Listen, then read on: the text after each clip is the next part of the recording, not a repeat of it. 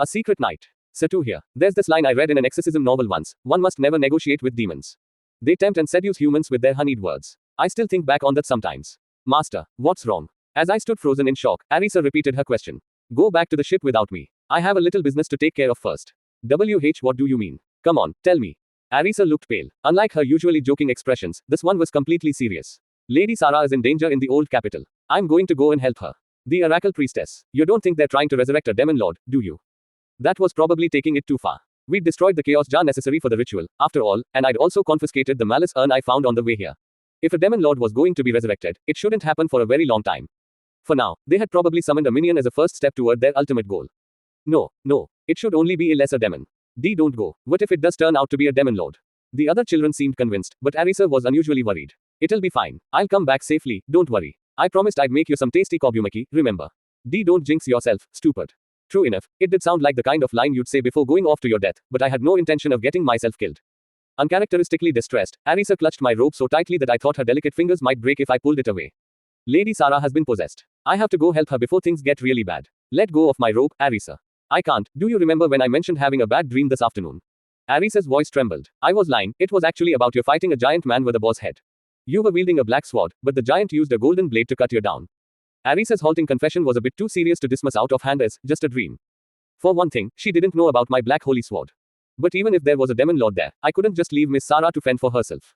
If I just waited for a hero to come from the Saga Empire, it would probably cost Miss Sarah her life. Don't worry, even if a demon lord is there, I'll just beat him. So let me go. No, don't go, I'm worried. Arisa shook her head obstinately. I felt guilty about the tears in her eyes, but I had no time to argue like this. If you won't listen to me, I'll have to give you an order, alright. Go ahead and try, my heart won't lose to some stupid order. I had no choice. I didn't like to use orders, but right now, Miss Sarah's life was on the line. Then, this is an order. Let go of my robe, Arisa. I order you to go back to the ship and wait. I won't let you go. Even after that, Arisa refused to release my robe. Her breathing grew ragged, and drops of sweat formed on her forehead. She was probably suffering for disobeying her slave contract. Don't go, Sa, too. The pain rendered Arisa unconscious, and she collapsed, still hanging onto my robe. Arisa. Anxiously watching the proceedings, Lulu rushed over and caught her by the shoulder. I carefully pried the unconscious girl's fingers from my robe and put her hand in her lap as Lulu held her. I patted Arisa's head. She still looked agonized even in unconsciousness, so I murmured in her ear that I was calling off the order. I wasn't sure whether it would work, but after a moment, the pained expression left her face. Lulu, take care of her, please. Oh, of course. I gave a gentle kiss to Arisa's cheek, wiping away her tears. May fortune favor you. Master, good luck, I encourage. Please don't push yourself too hard, Master. Satu, come back safely, okay. You can't get hurt, promise. I nodded at Lisa, Nana, Lulu, and finally Mia's uncharacteristically long statement, then disappeared into the night dressed as the silver-masked hero. Incidentally, Tamar and Pochi stayed asleep the whole time. Before my urgent trip to the old capital, I stopped at the Viceroy's mansion to see Miss Karina. I needed to borrow the demon sealing bell back from her. When I looked up her location on the map, though, I noticed something strange. Condition: paralyzed. Guess there's trouble at the Viceroy's place, too. I came down from the sky onto the balcony of the evening party's venue. Now, where should the torment start? Which of you will be the first to offer your despair to the malice urn? A man in a purple robe was standing on a table in the center of the room. He was a member of the Wings of Freedom and a level 31 necromancer. The spirits floating around him had the inherent ability paralysis. Without my AR indicator, they would have just looked like translucent brown objects. Well, who better to sacrifice than a maiden? Go, my poltergeists. At the necromancer's instructions, a rope flew out of his bag and wrapped around the fallen Miss Karina, hauling her up. She must have left Rakha behind to participate in the banquet. NGH, Satu. BWA haha. Calling the name of your beloved in your final moments. By the time this man arrives, you'll be in such a state that he'll cry out in despair at the sight of you. The necromancer sneered down nastily at Miss Karina. Let's start with that chest of yoga. I rained short stun spells on the man to protect Miss Karina and her magical breasts. With an utterly unoriginal screech, the man flew backward, crashed through a wall, and disappeared from the room. I was careful not to kill him, but his condition read serious injury, and his HP was almost gone. The spirits and the rope-wielding poltergeist came after me, but I used a holy sword from storage to destroy them in a single blow. I also collected the malice urn from the table into storage. It seems you lead quite a turbulent life, daughter of Mono. Trying to remember how I played the hero last time, I gave Miss Karina a potion to heal her paralysis. Thank you, Sir Hero. I apologize for asking this in such a situation, but I must request that you lend me your demon sealing bell. I'm afraid it is terribly urgent. Miss Karina hesitated a moment, then undid the top button of her shirt and pulled out the bell from her chest. The valley from which it came threatened to steal my gaze, but I forcibly resisted, reminding myself of the situation at hand. Here you are. Yes, this is it. Thank you. Miss Karina looked like she wanted to say something, but I simply promised her, I'll bring it back to you when it's all over, handed her enough anti-paralysis potions for the other guests, and left the mansion behind. Later, when the Viceroy returned with the troops he'd gone to summon, they collected the near-dead necromancer. I saw through the night sky above the river on my hang glider, arriving over the old capital in less than a half hour. According to my map, Miss Sarah's current position was in the Warlord's Labyrinth, ruins. When I turned on the map's 3D display, I found her marker shining far below the capital in a blank zone of the map. Using that information, I searched for a way underground. Beneath the old capital was a complicated maze-like sewer. There was even a shelter below the nobles' quarters. As I continued my survey, I found dozens of the wings of freedom moving through the sewers. That's suspicious. I put markers on all the members in the old capital, then headed toward the entrance to the sewers. I kept the markers open in a corner of my vision, where I soon saw the location for some of them change from Ugoch Duchy to Warlord's Labyrinth, ruins. So my hunch was right. As I monitored their movements, the members all collected in the same place and somehow moved into the labyrinth. Once I'd determined the fastest route to their meeting place, I headed into the tunnels. As I approached the entrance to the tunnels, I had to use a perfumed handkerchief to cover my nose and mouth and ward off the horrible smell. The passages of the sewer were filthy, so I used skyrunning to sprint through the air without touching the ground. As I flew along, I checked my equipment. I definitely had enough weapons. Aside from the divine blade, I had the holy sword I usually used, Excalibur, as well as 3 other holy swords and a holy spear, plus 2 magic blades and the magic bow that the giants gave me. Most of them had been stashed away in storage since I first got them in the Valley of Dragons, but I should be able to use them without a problem. In addition, I had 10 disposable holy arrows, plus the 3 holy short spears I made in the same batch. With the help of my overload skill, I had already filled these disposable weapons to the brim with magic power. My armor, on the other hand, was a bit of a problem. My meteor shower had destroyed most of the high-quality armor from the Valley of Dragons, I think, so all I had was a single holy shield. The rest was armor I'd made myself. Still, it was better than nothing. I used my quick change skill to put on some armor. On the off chance that there really was a demon lord waiting for me, I didn't want to be the idiot who showed up in a cloth outfit. Before long, I arrived in the area where the cultists were congregating. There were a few alarms disguised as spiderwebs along the way, but I used my trap detection and sense danger skills to avoid them with ease. As I continued through the sewers, I stole a purple robe from a lone member and put it on. The uniform was designed to hide the wearer's face and body shape, as befitting a secret society. It was so loose that I could even wear it over my leather armor. The wings dance. In the skies of freedom. My keen hearing skill picked up on a conversation from the other side of the tunnel. This was probably a code members used to identify each other. I passed through the tunnel quickly, repeating the password to the man standing in front of a suspicious-looking door at the end. The man stepped aside silently, allowing me through. On the other side of the door was an enormous room. A scarlet object, perhaps a giant magical device of some kind, was enshrined in the center. Conveniently, the room was dimly lit, so my face was barely visible under the hood. Several members were gathered around the object, arguing about something. What shall we do? Our young nobleman Purple 3 has yet to arrive. Knowing him, he may just be resting somewhere. Apparently, one of the executives was running late. There is little time left before the ritual. We shall have to go on without him. Do you have enough magic? Indeed. The male who spoke first seemed to be the leader, while the woman who responded was checking the control panel of the magic device. The word ritual definitely disturbed me a little, but I took comfort in the fact that it hadn't taken place yet. If they'd just send me along with these guys, I should be able to save Miss Sarah. The gate has opened. The time is now, comrades. Let us set forth toward the ritual. All the members responded to the executive's words by raising one arm toward the sky, so I imitated them just to be safe. Once we stepped into the circle at the center of the object, we were transported from the room to a vast underground cave. The circle must be some kind of teleportation device. My radar was now showing the unexplored area where I'd seen Miss Sarah's marker. I used search entire map from the magic menu to learn about my new location. As it turned out, I was in the deepest part of the labyrinth underneath the old capital. There were no monsters in this maze, and the only people present were the ones in this large cave. It was shaped like an egg laid on its side, and it was almost 2 miles across in width alone. I was surprised it didn't collapse in on itself. There were several strange objects lined up in the enormous cavern, the smallest being about 6 feet across and the largest being upward of 16. I touched one curiously. It seemed to be made of stone, about as hard as marble. There was a noticeably brighter region in the distance, where the members appeared to be performing some kind of ceremony. I could hear voices chanting something, maybe sooths. It was somewhat different from the usual incantations for casting spells. So the ceremony has already begun. Wait, what? Hurry, we must make it in time for the rite of the second coming. At the executive's words, the members all hurried through the forest of stone objects. As I followed them to the site of the ritual, I gathered the information I'd need to rescue Miss Sarah and escape. In addition to Miss Sarah, there were 2 other girls around her age with the same, Oracle Priestess, skill. Like her, they seemed to be possessed. There were a total of 200 wings of freedom present. Most of them were below level 5, while 3 were above level 30, including the cult's leader.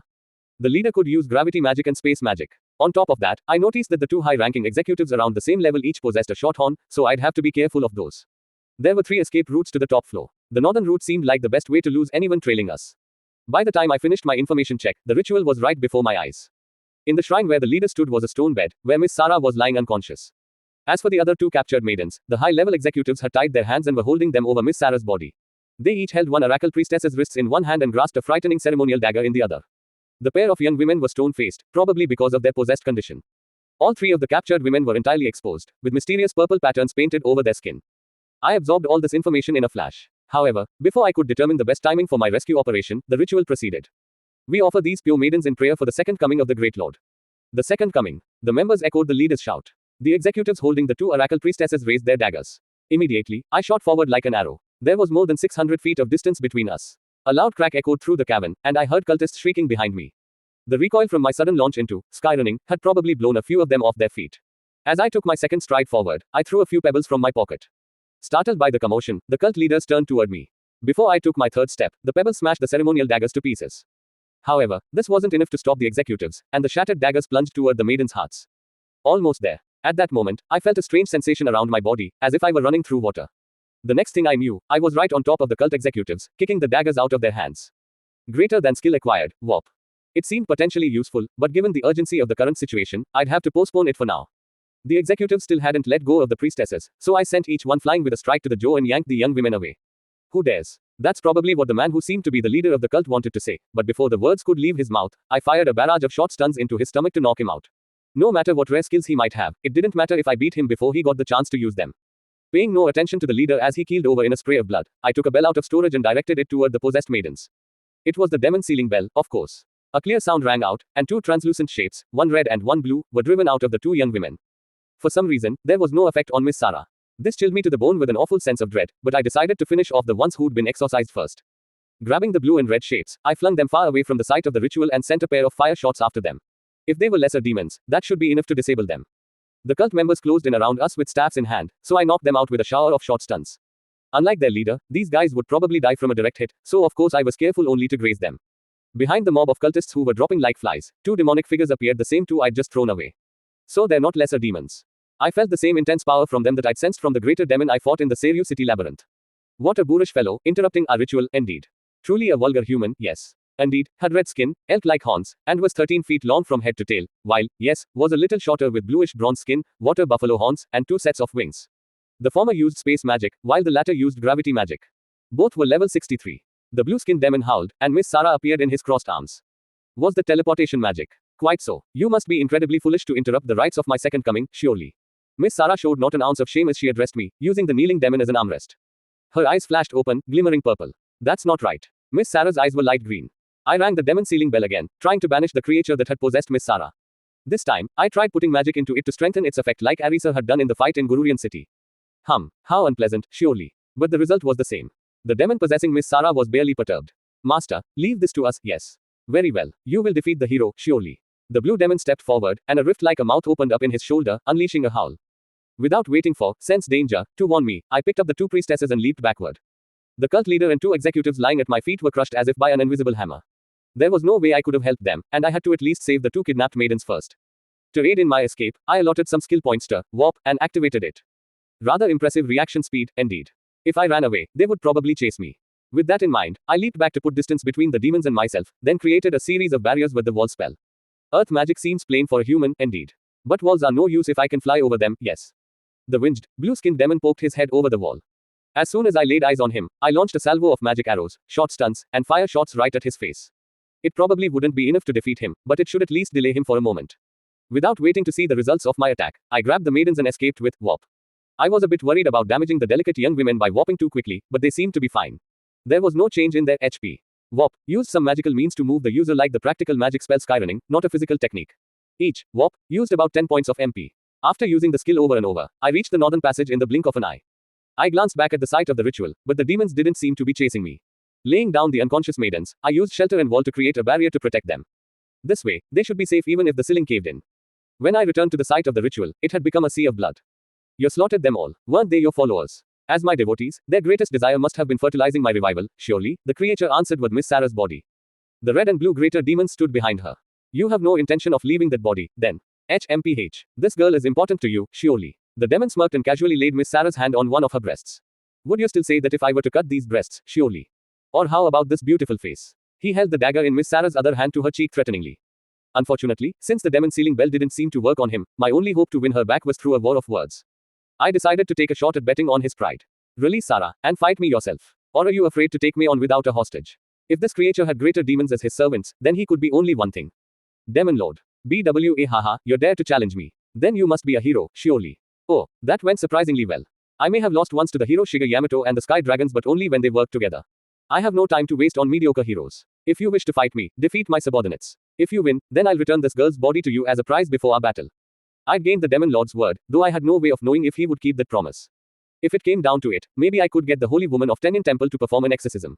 Be careful of his magic, yes. Fear not, I have the reflection defense on my side, indeed. Just to be sure that Miss Sarah's possessed body wouldn't get caught in the crossfire of our battle, I used skyrunning to get some distance from the altar. You shall not escape, indeed. The red demon appeared before my eyes, splitting through the air itself. He was probably using his space magic. I fired a barrage of remote arrows and short stunts from the magic menu to ward him off. Of course, I chose 120 arrows, the maximum amount. I shall return these, indeed. The spells I'd fired at the red demon all bounced back toward me. The homing arrows changed course back toward the demon right away, but the short stunts continued to fly right at me. That had to be the reflection defense thing the demon mentioned earlier. That could be a bit of a pain. I avoided the shots using warp. Behind me, I heard a rumbling as the short stunts struck the odd stone figures and knocked them over. How annoying, indeed. The red-skinned demon gave a howl, and a crack appeared in the air before the remote arrows, destroying them. I pulled the holy sword Durandal out of storage. I normally would have used Excalibur, but it was chock-a-block with magic as part of an overload experiment, so I was reluctant to start waving it around. The last thing I wanted was to throw away a holy sword like that. Durandal wasn't quite as powerful as Excalibur, but it was still much stronger than Jallahorn, so it shouldn't be a problem. My sense danger skill alerted me to something on my left, so I used warp to get away. The ground where I'd been standing just moments ago suddenly caved in. Don't keep all the fun for yourself, yes. This must have been the blue-skinned demon's gravity magic. I used warp to teleport around, landed directly in front of the blue demon, and sprang up to slash my holy sword. Suddenly, an enormous pressure weighed down on me. Greater than skill acquired, gravity magic, demon. Greater than skill acquired, gravity resistance. I forced my sword upward against the powerful gravity, but just as the holy sword was about to slash the blue demon, I stopped abruptly and jumped back. This new hero has sharp intuition, yes. If only he had cut me, he would have been sliced in two as well, indeed. So both of them had reflection defense. If my sense danger hadn't sounded an alarm at the last second, I would have been in trouble. Just then, I felt my body being pulled slightly toward the red-skinned demon. The log told me he'd used a spell called Attract, another technique you'd expect to see a boss use in a game. Greater than skill acquired, space magic, demon. Greater than skill acquired, space resistance. I activated my two new resistance skills. For such a low level, magic hardly works on him, indeed. Har har har, you are making excuses in your old age, yes. While the two greater demons bickered among themselves, I decided to try my next trick. I fired more short stuns at the two demons. Sure enough, they reflected back at me, so I avoided them with a light backstep. When I observed the trajectory of the attacks, the reflected shots didn't move in the exact opposite of their original direction. Once again, I fired a bunch of short stuns at the two. No matter how many times you try, it will not work, indeed. So this reflection defense didn't have limited uses, what a pain. The red and blue demons' extra mouths each howled incantations. My sense danger, skill tingling, I dodged to the side. A deep crack opened in the ground where I'd been, and an invisible gravity hammer struck large craters in the ground, moving toward me. I dodged with skyrunning, then made more walls between the blue demon and myself to buy time. First, I wanted to defeat the red demon so I wouldn't have to deal with that troublesome space magic. When the attack stopped for a moment, I made my next move. I used the wind magic spell blow from the magic menu and scattered salt from storage into the gale. The fine grains floated through the air. What a poorly planned distraction, indeed. But the whirling salt did render the red demon's reflection defense visible to my eyes. Old-fashioned as the method was, the results were excellent. Instead of a perfect reflector, reflection defense seemed to be made up of countless holes that floated around the user at random, some absorbing objects and others ejecting them. Each hole was smaller than a dust particle, which was why I couldn't see them. The salt grains were clearly larger, but as soon as one made contact with an absorber, it would immediately be transferred to an ejector. So they weren't physical holes but minuscule teleportation gates. Just to be sure, I threw a thin nail toward a gap between the absorbers. As soon as it started to pass between them, it was sucked into the nearest absorber and spat back out by a nearby ejector. So even a rapier or an arrow wouldn't be able to get through. Noticing that the blue demon hadn't attacked in a while, I looked around and saw that he was standing off to the side with his arms folded, watching my fight against the red demon with great interest. He seemed unworried. I pulled out a wad of thread from storage. It was made from the fibers of mountain tree fruit, with excellent magic conduction. I poured magic power into the wad, creating Spellblade in all the threads. Making a hedgehog, hero. If you think that thread will pass through the gaps in my reflection defense, go ahead and try, indeed. The red-skinned demon chuckled confidently. Laugh it up while you still can, pal. I leaped in front of the red demon with warp, jabbing him with the ball of spellbladed thread he'd called a hedgehog.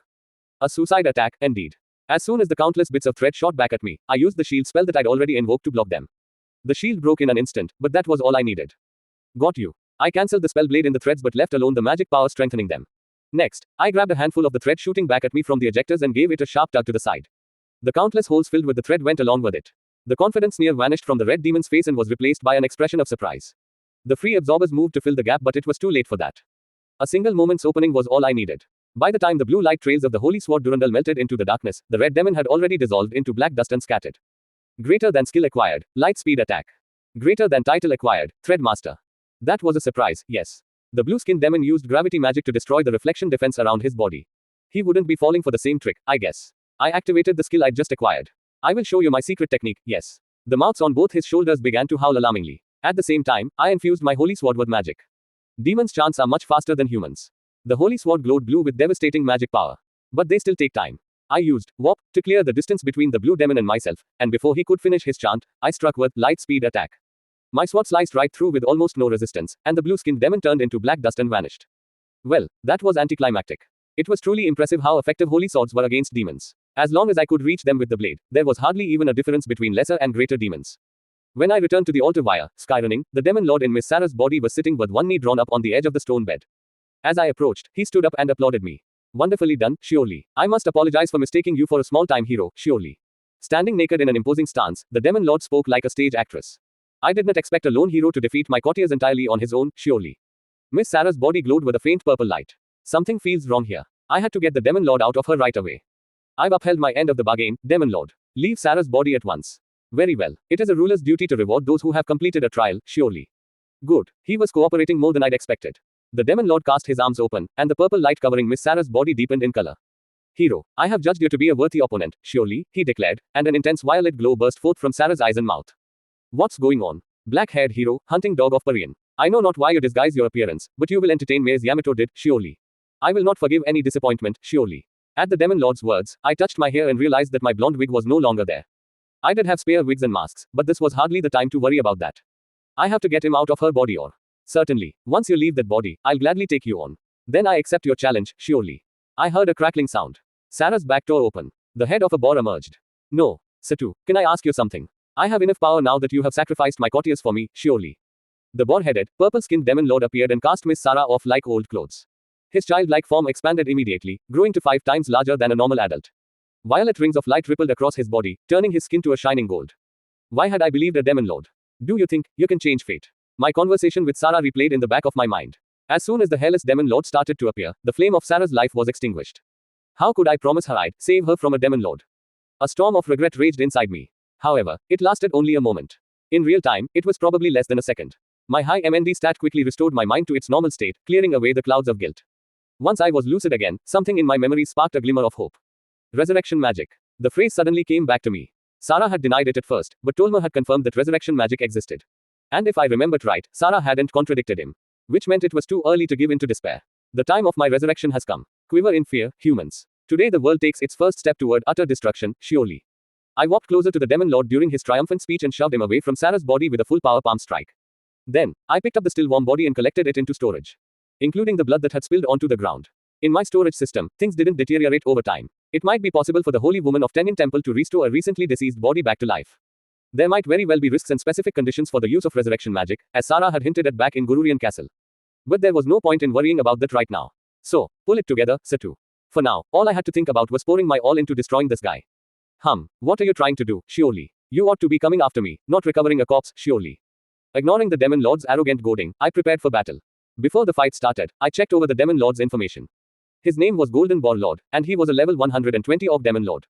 In addition to this unprecedentedly high level, he had 3 unique skills: Unbeatable Strength, Mighty Warrior, and Protean. I guessed by the names that these skills were strength enhancing, endurance enhancing, and some kind of transformation, respectively. As befitting a demon lord, he had a great deal of other battle abilities, too, including normal physical skills like sword and evasion, along with rarer ones like destruction magic and explosion magic. The gold covering his skin seemed to be one of his unique skills or support magic. The AR displays next to it read physical damage cut by 99% and magical damage cut by 90%. What ridiculously high defense. In this case, magic attacks would probably be better, except he also had an annoying skill called Lesser Magic Nullification. This had to be the advanced version of the Lesser Magic Resistance skill belonging to the demon I fought in the battle for Mono City. As I have just been revived, I am weaker than I once was, surely. This is a rare chance at victory for you, surely. If this was him at his weakest, how strong must he have been normally? The black rift of an item box opened up next to the demon lord, and he removed a mantle and 2 sabers. When the demon lord donned the red mantle, it transformed into an extravagant outfit. According to the AR, the sabers were classified as magic swords and boasted impressive stats on par with those of a holy sword. The golden shroud of light around the demon lord spread to bathe his swords. As it did so, the saber's attack power increased in my AR display. They'd already been comparable to a holy sword, but now they were actually stronger than Durandal. Now then, come at me with all your body and soul, surely. I was already planning to do just that.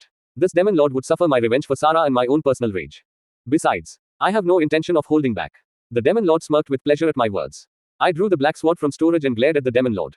I would go all out from the beginning this time. I had no reason to try to hide my power here. In fact, in order to destroy the demon lord with my first blow, I decided to strengthen the holy sword. Normally, adding magic to a mere wooden sword would enhance it, never mind a magic or holy sword. Surely that would apply to a divine blade, too. I pushed some of my magic power into the sword. What the? I added a mere 10 points to start, but immediately afterward, all the magic in my body started getting sucked into the divine blade at an alarming speed. Stop. Damn it. I managed to slow the consumption of my magic power, which hadn't been drained this much since I used Meteor Shower, with sheer force of will. By the time it slowed down, though, it had drained nearly half my MP, and the divine blade was continuing to absorb it at a rate of about 10 points per second. Only an inexperienced hero would be thus hindered by a sword unbefitting his stature. The words of the demon lord stung. As my sense danger skill alerted me to something, I looked to see a jet black aura around the divine blade. There was no information on it in the AR display. What's going on? If you are unsure how to proceed, allow me to demonstrate, surely. I used Warp to dodge away from the right-hand saber as it swung down at me, then used Skyrunning to dodge over the left one sweeping in from that side. Moving forward at the same time, of course. The demon lord's violet eyes glinted with a light that made me suspicious.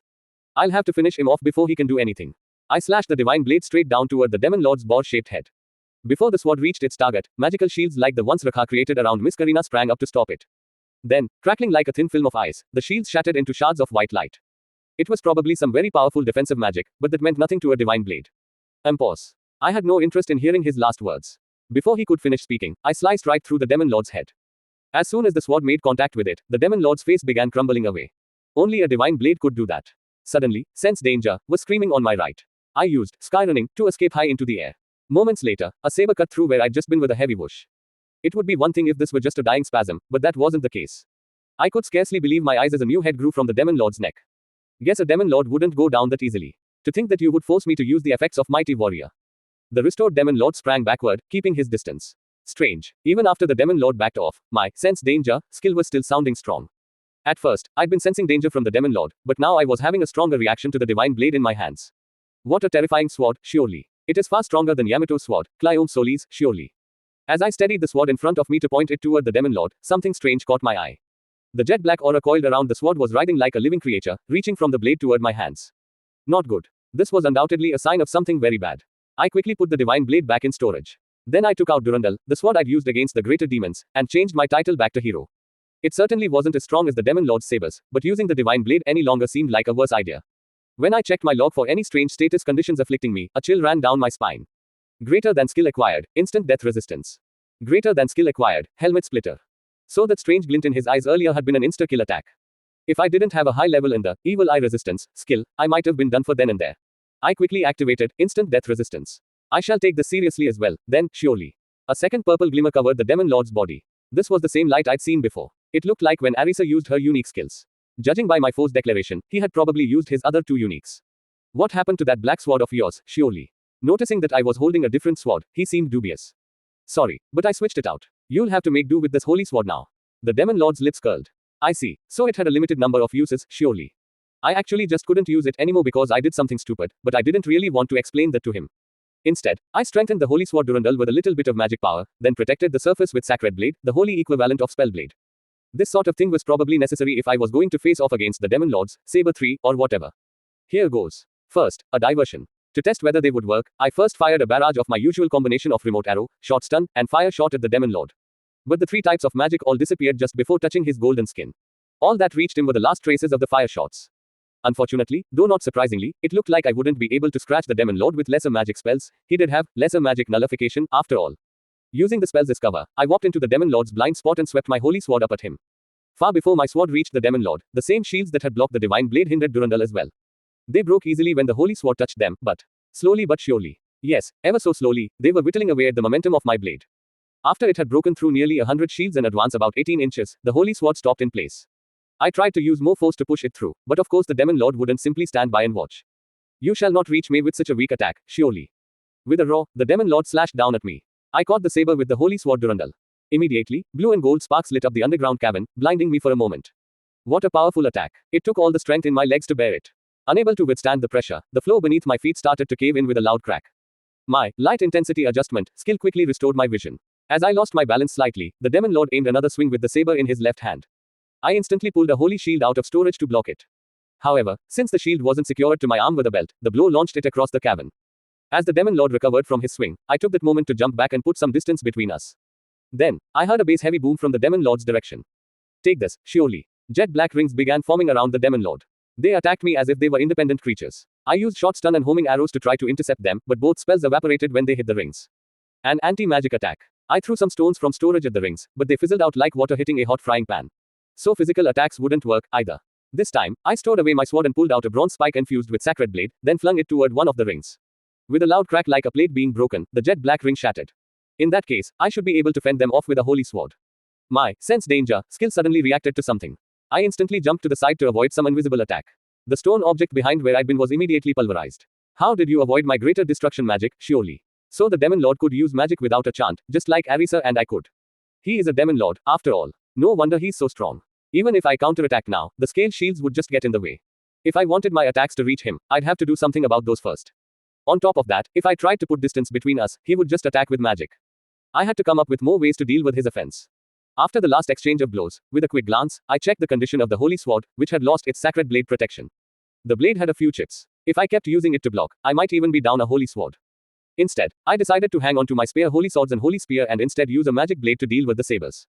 With that, I took out the magic sword Balmung in my free left hand. It wasn't a holy sword, but its attack power was on par with Durandal's. And not that it mattered, but they both had gold patterned hilts. I infused the holy sword with sacred blade and the magic sword with spell blade. It was impossible to use sacred blade on a magic sword. Using spell blade and sacred blade at the same time, surely. The surprised Demon Lord nonetheless bore down on me with his twin sabers. I fended off the attacks with the two weapons of my own. I could barely keep up with parrying and evading the Demon Lord's unpredictable onslaught of attacks from all sides. Greater than skill acquired, two-sword style. Judging that the sabers alone wouldn't be enough to defeat me, the Demon Lord started tossing in more of those invisible bullet attacks. One shot grazed me. My skill sensed more danger from the sabers, so it was difficult to avoid the invisible shots. Greater than skill acquired, destruction magic, Demon. Greater than skill acquired, destruction resistance. I promptly activated the resistance skill and two-sword style. The invisible bullets could evaporate bits of my clothes just by whizzing by me, so my battle-torn state probably would have thrilled Arisa. I tried using shield from my menu, but a single invisible attack destroyed it. I guess lesser magic couldn't block greater magic. Every time one of the imperceptible shots grazed my body, it left a prickling itch on my skin. If I wasn't careful, I was going to get distracted and take a direct hit pretty soon. I wanted to block the invisible attacks with the sacred bladed holy sword, but I was too busy using it to fend off the sabers.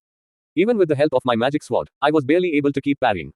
What sort of half-baked hero are you, surely? You can command both spellblade and sacred blade, and your speed in evasion and swordsmanship may surpass even me, yet your attacks ring hollow, surely. And your magic is nothing but absurdly strong lesser magic. Even as he spoke, the Demon Lord's attacks with the sabers and invisible bullets didn't let up in the slightest. Thanks to the two-sword style skill, it felt like parrying had gotten a little bit easier. You do not seem to be holding back. It is as if you have been given power but no training, surely. His analysis was painfully accurate. Your resistance is bizarrely high as well, surely. Instant death, petrification, curse, paralysis, none of my evil eyes have affected you, surely.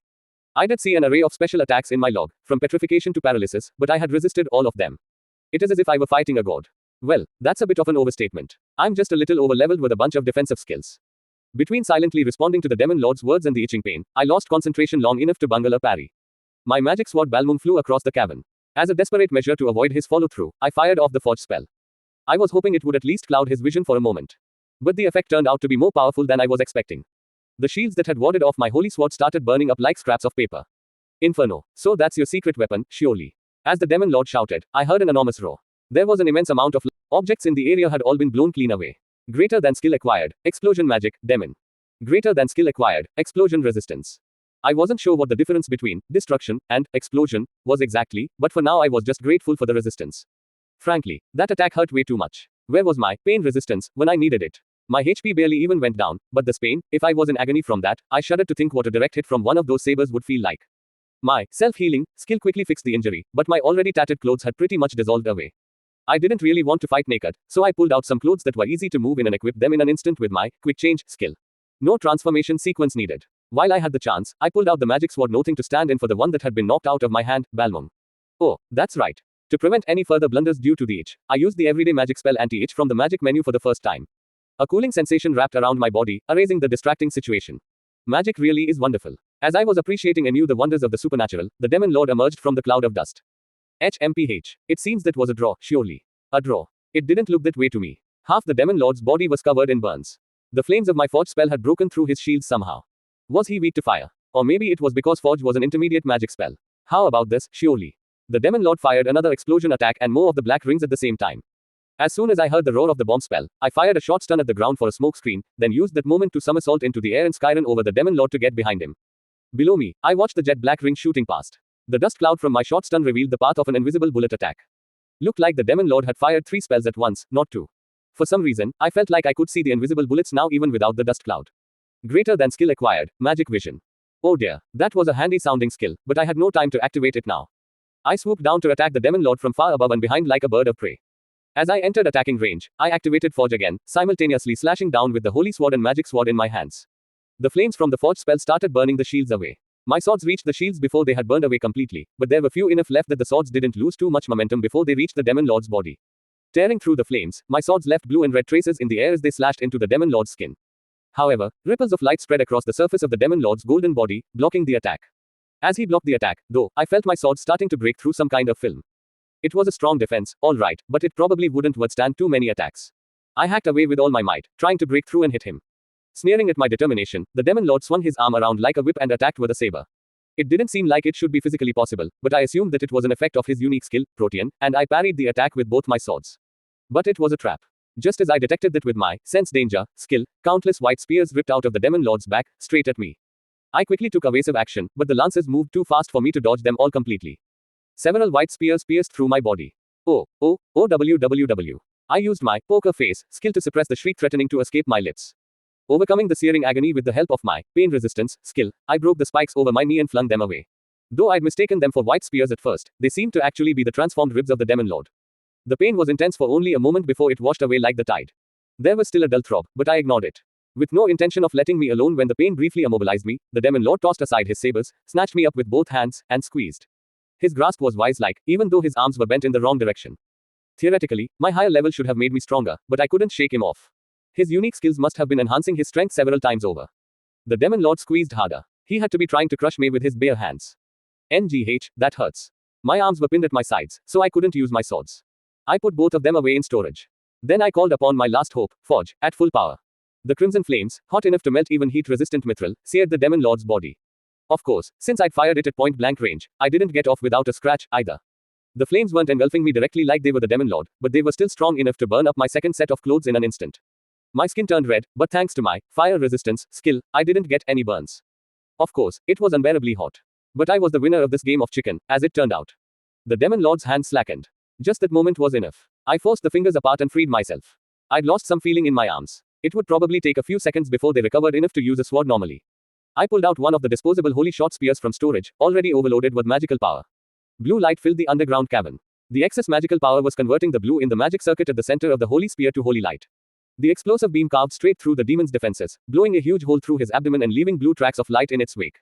But it wasn't over yet. My foe's HP hadn't yet reached 0. Despite the enormous hole through his stomach and smoking flames enshrouding his body, the Demon Lord still managed to raise a fist. Now that's an impressive fighting spirit.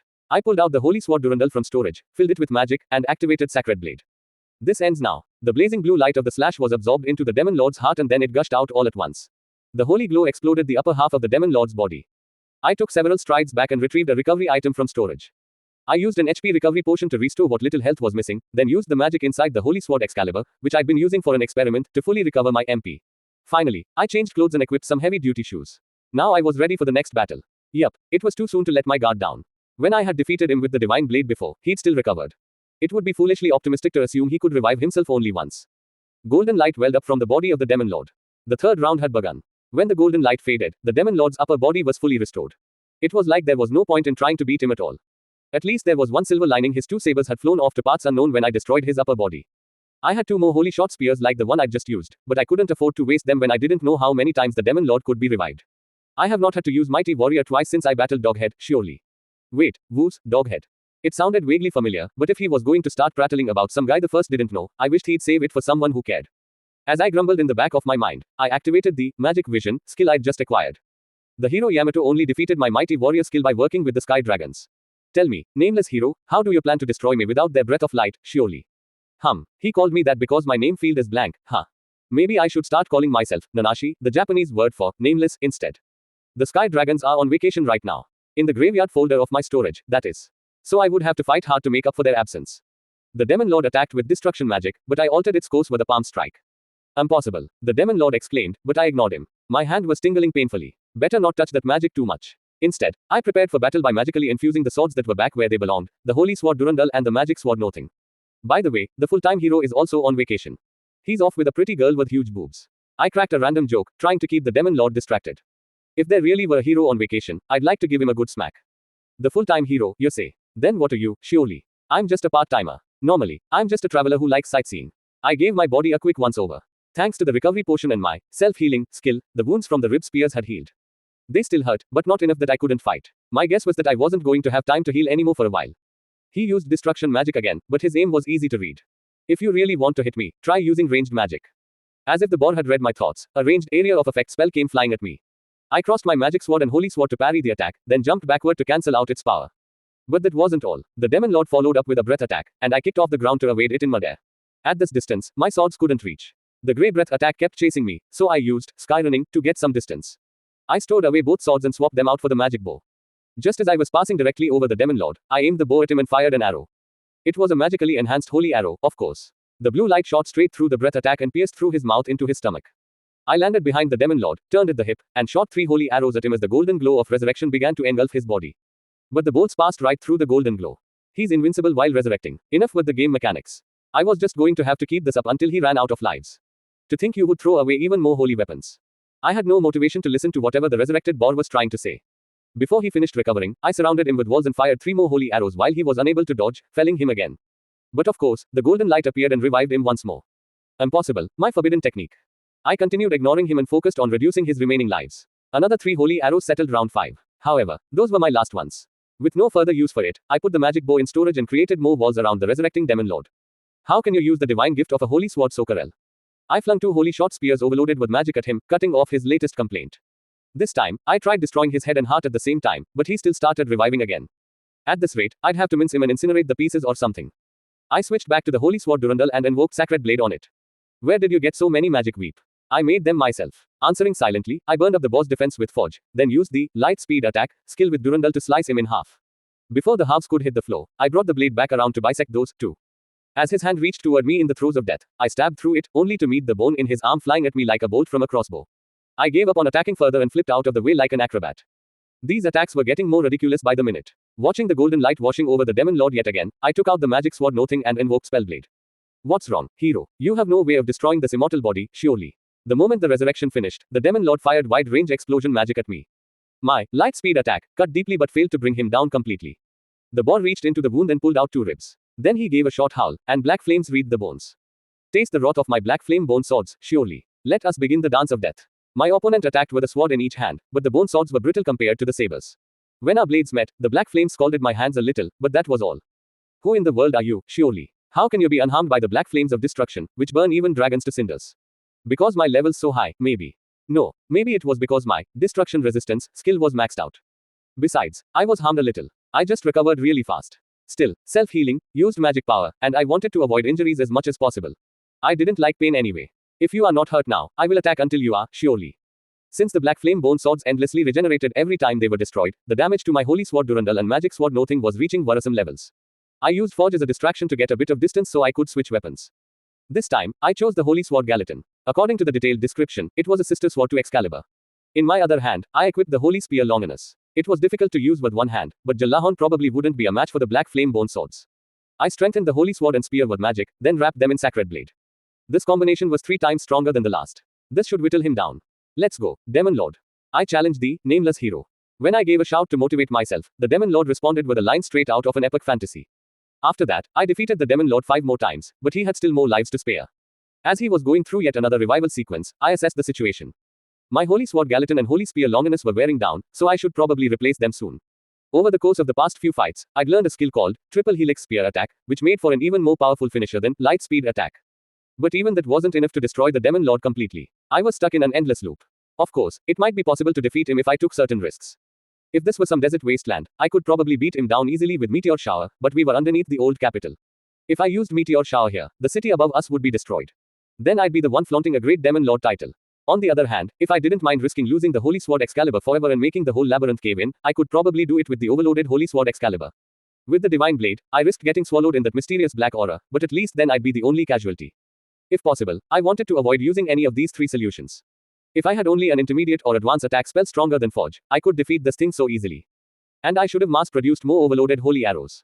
I had enough blue to make more holy weapons, but there wasn't enough time to do that in the short breaks while the Demon Lord was reviving. While I was preoccupied, the golden light covering the Demon Lord started fading. Round 13 was about to start. Poogie. The Demon Lord raised a strange war cry while a suspicious purple glimmer filled his eyes. I'd noticed the past few times that his pronunciation was breaking down. It appeared he had finally lost the capacity for human speech. Maybe he was getting close at last. Boogoo. Transforming his lower half into that of a snake, the Demon Lord struck at me with the tail. I slashed at him with the Holy Sword Gallatin, and his scales came flying at me as if I'd struck a landmine. I avoided them with Warp, then fired 3 triple helix spear attacks with the Holy Spear Longinus, but his arms transformed into 10 whips and knocked them away. The creature's chest opened up like a maintenance hatch. In between the folds of purple flesh, I could see his ribs. From their shroud of black flame, the bones shot out toward me like living things while I was briefly stationary. I quickly retreated into the sky, but the ribs were faster than I thought. Somehow, I managed to stop them with my Holy Sword and Spear. Below me, I could see the Demon Lord's mouth opening wide. The same dark flame was rising from inside. Immediately, I used Forge at full blast to counter the black flame breath. There came a roar as blasting heat filled the cave. The attacks seemed to be amplifying one another as they battled for supremacy. If that breath attack rivaled Forge, which was strong enough to evaporate Mithril, I definitely wanted to avoid that. Evaporate. Something about that word stuck out to me. When I checked my body, I discovered several minor burns. An image floated across my mind's eye. That was when I figured out Mithril's evaporation point in an experiment, right? My skin turned red, but I didn't get any burns. When was that? Right, that was when I'd first used Forge at full power against the Demon Lord. What was the difference? Why did I get burned one time but not the other? Of course, the difference had been the presence of metal particles heated with enough energy to evaporate. Specifically, a magical metal that conducted MP easily. A flicker of hope crossed my mind. But at the same time, I knew it wouldn't be enough to destroy the Demon Lord. This 13th round was for all the marbles. I needed just one more move to defeat the Demon Lord. What appeared in my mind was a glittering blue bell. You must treasure it always so it can bring you fortune, understand? Right, of course. Beneath me, the Demon Lord leaped up through the breath attack with his arms transformed into sabers. But now, he looked about as threatening to me as a bug flying into a zapper. I put the Holy Sword and Holy Spear in storage and pulled out something else. Instead of a bell, it was a silver vial full of cerulean liquid. I poured the rest of my magic into the blue, the metal solution that formed the core of holy weapons. This is it. In less than a second, it was overloaded with magic, and bright light beamed through the cracks between my fingers. I reached toward the Demon Lord in the midst of his unswerving charge. Then, as the shining blue beacon left my hand, I aimed at it and activated Forge at full throttle. For you. The metallic liquid evaporated under the inferno and turned into a conical shower of luminescent blue over the Demon Lord. Within moments, the boar was completely engulfed in the holy aura. He burned away, without leaving so much as the shadow of a trace. A rumble echoed through the underground cavern. The cone of light bored deep into the hard flow of the labyrinth before vanishing completely. Using skyrunning to reach the bottom of the newly formed pit, I found a broken purple orb that must have been the Demon Lord's core. So this didn't burn, huh? I was concerned for a moment that he'd somehow resurrect from this, but it seemed like it was finally over. As proof, I now had some visitors. Looks like he lost. Just like he lost to Yamato. Now he lost to the nameless hero. From the shards of the core rose 3 small violet lights like the ones I'd seen after the undead King Zen passed on during the cradle incident. No, their color was a bit darker. It would have been better described as dark purple, bordering on black. They felt quite similar to the ones I'd seen before, but maybe they were different individuals. So much for orcs. What should we use next? Those weasels seem rather clever. Their words suggested that they thought I couldn't touch them, so they weren't expecting me to attack. My dark blade slashed 3 times. The deep purple lights vanished, leaving only faint traces behind. I quickly put the divine blade and its black aura away in storage and changed my title from Goat Killer back to Hero. At first, I thought I saw the black sword absorb the purple remnants, but the sword's status hadn't changed, so I must have imagined it. My holy sword went straight through them last time, so I'd taken a gamble by using the divine blade. After I crushed the 3 dark violet lights, the rewards log filled at an absurdly high speed, but I scrolled back up just to be sure. The words "you defeated the fragments of a god" had appeared, so I must have really destroyed them. In retrospect, I guess you could call that making an enemy of a god, but I had acted without really thinking. Still, if this god was the type to lend its power to a demon lord, it would be hostile toward me anyway, in all likelihood. If it was going to retaliate, hopefully it would do it in a time frame befitting a god, like maybe 100 years from now. Greater than title acquired, Demon Lord Slayer. Greater than title acquired, Demon Lord Slayer, Golden Boar Lord. Greater than title acquired, True Hero. Greater than title acquired, Severe with no name. The price of